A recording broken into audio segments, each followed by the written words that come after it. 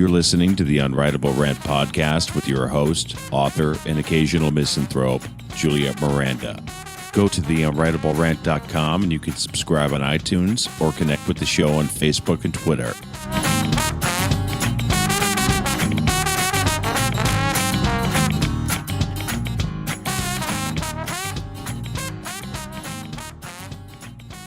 Hey there, y'all. This is Juliette Miranda. Welcome to episode 85 of the Unwritable Rant podcast. I've got myself a big old glass of bourbon sitting next to me. I suggest you join me in having a toast.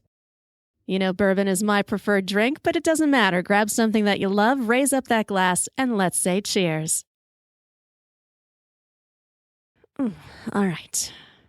Today I am drinking Copper Fiddle bourbon whiskey, and I picked this up specifically because it is produced right here in Illinois. Now, it's totally wrong of me to feel this way, but somehow drinking Illinois bourbon just seems a little odd. But I need to get over that because truly, bourbon is not limited to Kentucky. It's just not. And this is not a bad bourbon. Now, it's definitely young. I will say that. But for a corn-based bourbon at 92 proof, it's surprisingly good. Right up front, it's got a really sort of cherry scent to it. A little bit of butterscotch in there, so you know you're going to get a more rich sort of flavor.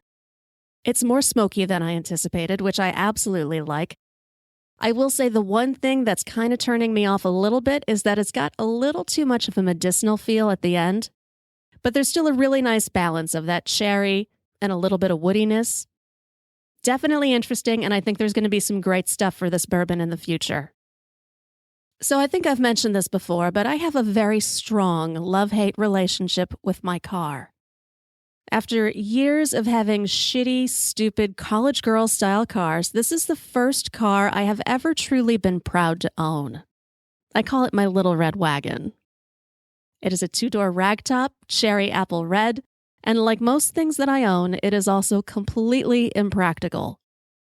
I don't know what exactly possessed me to buy it, aside from the fact that it is so pretty. And I think the biggest issue with it, of course, is that it is a rear-wheel drive car, which here in the Midwest, you know, where it snows most months out of the year, isn't exactly convenient. Every winter, I am forced to put gallons upon gallons of cat litter in the trunk to prevent the ass end of my car from skidding off the road and killing me. Now, historically, I've never had much interest in car accessories, but I'll tell you, when I saw my car, I immediately fell in love with the custom shiny chrome rims, which also have the unfortunate habit of corroding here in our stupid Midwest weather. And that consequently allows air to continuously leak from the tires. That leaves me with two choices. I can replace these gorgeous rims that I love, which, by the way, go for about $500 a piece since my car is no longer made. Or I can do the practical thing and I can visit an air pump as often as I do the gas pump. So this is exactly what I am doing the other day. It's a process I am very used to. I get out of my car, I go over to my stupid low tire, and I attempt to unscrew the tire cap. However, it would seem that my guy had been the last person to fill my tires. And he had managed to screw that tire cap on so ridiculously tight that I could not get it off with my bare hands. So I'm down there on the ground, breaking fingernails and trying to unscrew this thing and throwing out a whole bunch of choice words for my guy that I am sure he felt all the way back at home. And even with the best of my efforts, I still couldn't get the things off. So I stand up and I think, all right, maybe if I have a little bit of traction, that'll help. And I go over to the side of my car and start rummaging around through the glove compartment where I find a golf glove.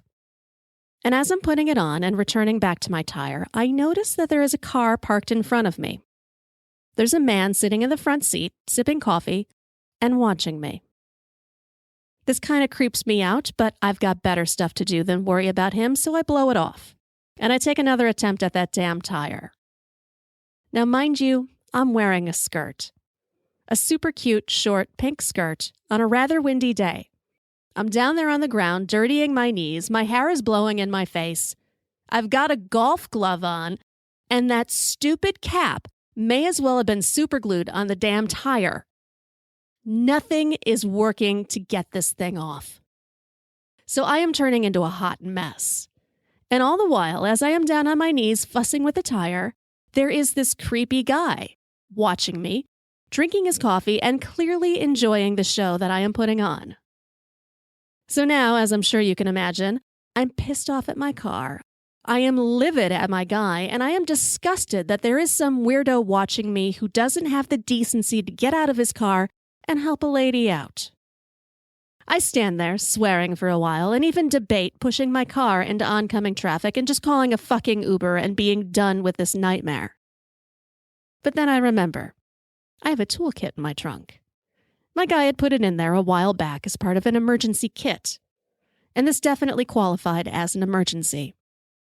I rummage around in there for a little while through all of the mysterious tools, and then I find what I am looking for, a pair of pliers. And again, I'm down on the ground in my cute little skirt, attacking the tire cap. Thankfully, I managed to wrestle the sucker off, although I am confident I stripped it of all of its grooves. No matter, though. I will let my guy deal with that and, of course, my wrath later. And still, while all this is going on, underneath the fluorescent glow of the gas station lights, I'm being watched by Coffee Drinker. He hasn't moved. He's just staring, doing God knows what under his steering wheel, and likely taking mental notes for later. Well, I'm pissed. I've broken my nails, I've dirtied my skirt, I'm late, I hate my car, and I hate this creepy guy who hasn't moved an inch to help. So y'all know what that means. My crazy kicked in. It did. I dusted myself off and I decided I was going to take my frustrations out on the one thing that I had available and in front of me. I stomped right up to his car. I know, it was a crazy thing to do, and I don't know what possessed me to do it. But there I am pounding right up to his car as best I can in my heels, and I bang on his window. Well, he rolls it down and he looks a little nervous, but he says, "Yes, can I help you?" And I lay into him. I say, "Really? Really? You can't help a girl out? Way to be a fucking gentleman, asshole." Now, I'm about to walk away, having had my say, when he stops me and he says, "I'm really sorry. I wanted to help you, but..." And his words kind of trail off then, and he slowly raises his hand, and he points to a handicap placard I had conveniently missed dangling from his mirror. Terrific. I had just accosted a disabled man in public. There is the ground, there is the sludge in the cracks, and then there are assholes like me, unobservant assholes who terrorize disabled men in their cars. Well, I apologized as profusely as I could, and then ran back in my own car and hid. I was embarrassed and mortified. And as I drove away, I just kept replaying the situation in my head, wondering when I had become such a maniac. What's wrong with me? And when I asked that, something occurred to me. I was putting the blame in the wrong place. This whole situation could have been avoided. It wasn't my fault. It wasn't even my precious car's fault. Oh no. There was someone else who was gonna take the fall. Someone capable, someone able, and that someone was my guy. Let's just say that, after that night, those tire caps will never be an issue again. I think I need a little bit more bourbon. Hang on, y'all. Oh, there we go. All right, I'm calm now.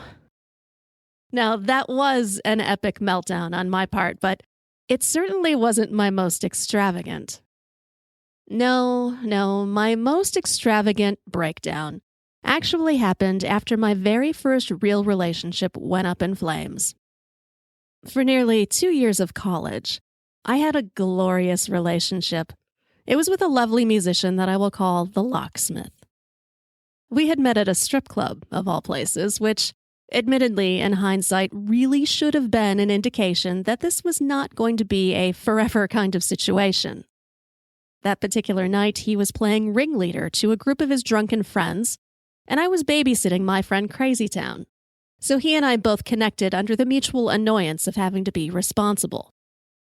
We exchanged phone numbers, went on a few dates, and found that we genuinely liked each other. It was a revelation. And with the beginning of our relationship, so did a whole world of firsts for me. He was the first guy I ever spent the whole night with, the first one to really like me for who I was, and he was the first guy to ever really invest effort into the concept of an us. You have to understand that this was a dramatic change for a girl who, to that point, hadn't dated anyone who didn't come with a guest list. I fell hard for this guy, so you can imagine how devastating it was to find out in our second year together that the locksmith had been cheating on me.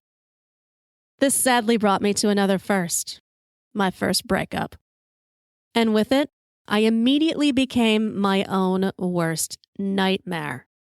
My rational thought, gone. It was replaced by incessant chatterings of a woman hurt and scared. My self-control, completely usurped by moodiness and uncontrollable crying jags. It was awful. No longer could I snicker self-righteously at others wallowing in their drama, because my own had become all-consuming. And all the head-pounding, alcohol, and exclamations of let it go and just get over it, they did nothing for me. Instead, I only sunk deeper into my own stupid wretchedness. And that is precisely when my girlfriend Crazy Town intervened like a goddamn bulldozer. She had found a 5 Ways to Get Over Him article in some psychologically qualified magazine like Cosmo. She proclaims that we're going to follow each step in it together so that I could return to being a person worth being around. Now, the article started with a mathematical equation. It suggested that it typically takes a person approximately half the time spent in a relationship to recover from it ending. Well, that was reassuring. It meant I could count down the days until I returned to normalcy the same way that I do the days until a vacation. That made my current count 235 days. In reading that stupid article, I could only assume it was penned by a 17-year-old intern with a hope chest, or perhaps someone wearing a sweatshirt with a unicorn on it, because the sentiment was so cheerfully impractical, I would sooner gargle with razor blades than ingest that saccharin. Still, 235 days is a long, long time to be miserable. So I decided to follow Crazy Town's lead. I figured even if one idea proved useful, it might stave off the inevitable therapist recommendations and men in white coats. Or not. So tip 1 was to take care of yourself. The article suggested that using your newfound free time to do something nice for yourself would lead to an improved sense of well-being. So rather than allowing me to molt on my couch, Crazy Town hauled me off to the gym. And this was a good idea in theory. However, halfway into my treadmill routine, Santa Monica by Everclear came on. Of all of the millions of songs the gym could have piped into that sweaty pit of despair, it had to choose the one song that quite honestly to this day immediately reminds me of the Locksmith. The 90s were not a good time for music. While I was clinging to the sounds of hair metal, the Locksmith played in a quasi-grunge band. Everclear was the only band that we found mutually agreeable, and we would drive around the city blasting that song, belting out the lyrics and dreaming about the palm trees we both desperately wanted to see. So hearing it immediately brought on tears, and that threw my balance off and caused me to ride right off the treadmill. But that's not what did me in. Oh, no. In attempting to get back up, I banged my head on the arm of the treadmill, fell back over, and wrenched my stupid, gimpy foot under me. Oh yeah, I'm graceful. So my rebuttal to tip number 1, well-being is hard to come by when your efforts to obtain it result in walking on crutches. Undaunted, Crazy Town quickly moved us on to tip number 2, which is find a new hobby. Apparently, distraction is the key to recovering from a breakup. So Crazy Town showed up at my house one night with a make-your-own cheese kit. You love cheese, she said. This is perfect for you. The instructions were simple enough, and within an hour, we're supposed to produce mozzarella. What we wound up with was a pile of goo that more closely resembled wet scrambled eggs. And all the kneading and squishing in the world just made it all the more repulsive. I was so disgusted with the experience, I left the mess on the counter, showed Crazy Town to the door, and fell asleep to the delightful sounds of Texas Chainsaw Massacre. But get this. Overnight, enough mold grew in my kitchen to single-handedly wipe out a measles epidemic. So my rebuttal to tip number 2, scraping moldy cheesecloth from your countertop is distracting, but not in a good way. And that brings me to tip number 3. Go out with your friends. Despite my objections, Crazy Town had planned a wild night for us. Our adventures had mostly been put on hold while I dated the locksmith, so she was anxious to get our little dynamic duo back on the scene. Our first, and subsequently only stop that night, was a dive bar frequented by all the local bands who weren't otherwise at gigs. In thinking about it now, were you to cleanse that place of all of its wannabe band idiots, it actually would have been a kind of cool bar. The jukebox was just loud enough. There were always at least 2 girls dancing in cages on either side of the bar. Drinks were cheap, and the pool tables were free. And that was Crazy Town's favorite hustle. We'd get there early enough to claim a pool table, then monopolize it playing so terrifically awful that there were always a couple of guys who would come over and offer to teach us how to play properly. The scam always worked, and it gave us an opportunity to size up the guys before committing to anything beyond a few drinks. And under normal circumstances, having a beefy guy pressed into me as he attempts to help me line up a shot would have been a welcome sensation. But that night, all I could think about was the locksmith and how he was the last guy I had kissed, the last who had touched me, and God help me, I missed him. So my rebuttal to tip number 3, sobbing in a grimy dive bar bathroom where there is no toilet paper does not qualify as quality time spent with friends. I suspect Crazy Town had high hopes that tip number 3 would immediately lead into tip number 4, which was to have sex. But considering how poorly my pool game ended, she wisely skipped this one. Which brings us to the final tip: clean house. The 4 previous tips had done very little to help me recover from my misery. The article suggested ridding yourself of memories of your relationship. But Crazy Town knew that wasn't going to be enough for me. She knew she had to do something a little bit more drastic, a little more unconventional. And that is why she decided to pay a visit to the locksmith. Y'all, I really wish I could have been there to see it. She showed up on his doorstep completely unannounced one night. Her intention was to collect a few of my things that he still had, and she swears that this truly was all that she had in mind. So he retrieves a sweater and a few of my CDs and asks Crazy Town if she would like to stay for a drink. So she sits on his futon in his mostly empty basement apartment, sipping lukewarm beer, and likely wondering what in the world I ever saw in the guy. And that is when he starts inching closer to her on the couch. "I've always liked you," he says. "Maybe you and I should get to know each other better." Now, Crazy Town was a lot of things, including a boyfriend stealer. But she had never particularly liked the locksmith, mostly because he kept me from her. And she was insanely jealous, even of her friends. So when this asshole starts putting the moves on her after completely jilting me, well, Crazy Town kicked in.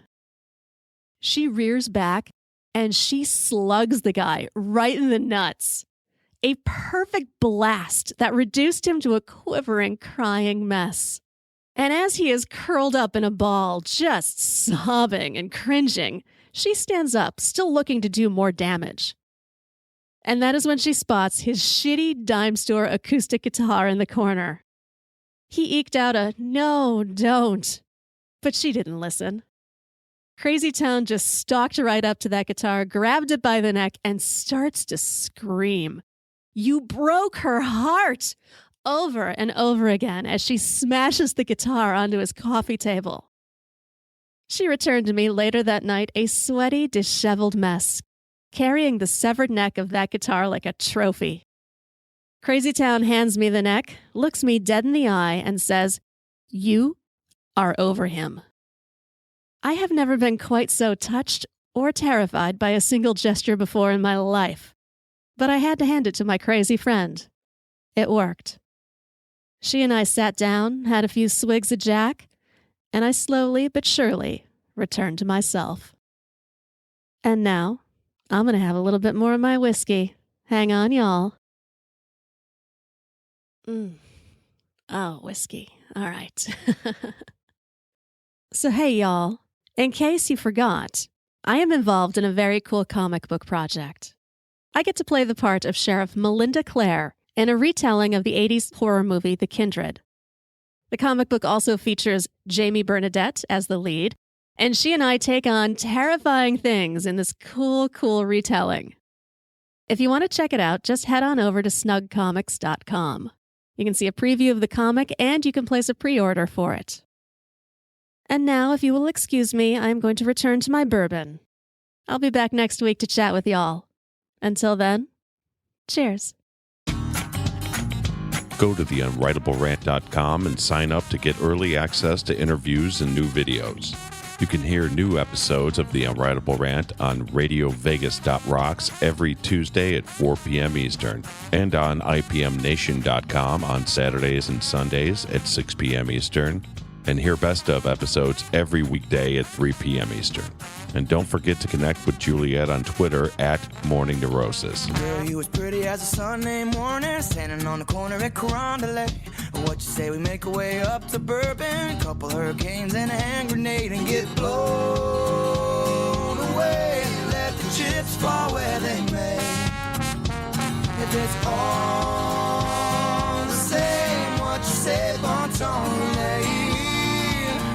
hey, pretty mama, I can smell the gumbo. Sweetest taste of honeysuckle on my lips. Good God Almighty, I can hear the trombone. Every heart ought to beat to a rhythm like this. Come a little closer, honey, let me hold you. Nothing tastes better than a bourbon kiss. You can be the flower on my magnolia. Every heart ought to beat to a rhythm like this.